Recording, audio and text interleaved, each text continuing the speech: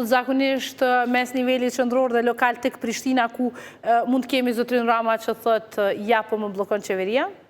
Po, tani kjo është se ai duhet të ndjek procedurat dhe unë për atë arsye po e paralajmëroj që nuk do të ketë tejkalim të procedurave. Çfarëdo urgjencë që vjen, ne kemi procedura brenda ministrisë dhe do të trajtohen me kujdesin më të lartë edhe me shpejtësinë më të madhe që ne mundemi me trajtu. Mirë po, nëse diçka e tillë tentohet bëhet në pronë ujore që i takon ministrisë, atëherë na kemi kriteret tjera aty dhe pa neve ose pa e marrë spaku një konfirmim prej neve, nuk mundet një deponi apo një qendër tranzitore që çdo që po e quajnë të vendoset në një pronë që i takon ministrisë pa u konsultu ministria.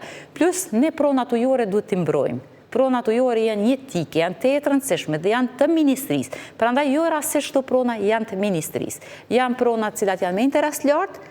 Dhe për këtë arsye, po them, para se të kalon koha dhe të jemi akoma, të kryetari akoma edhe në presion edhe më të madh prej qytetarëve, ta shikoj me kujdes, ta bëj kërkesën ashtu siç kërkohet me ligj, edhe ne sigurojmë që do ta trajtojmë kërkesën e tij në mënyrën më të mirë të mundshme.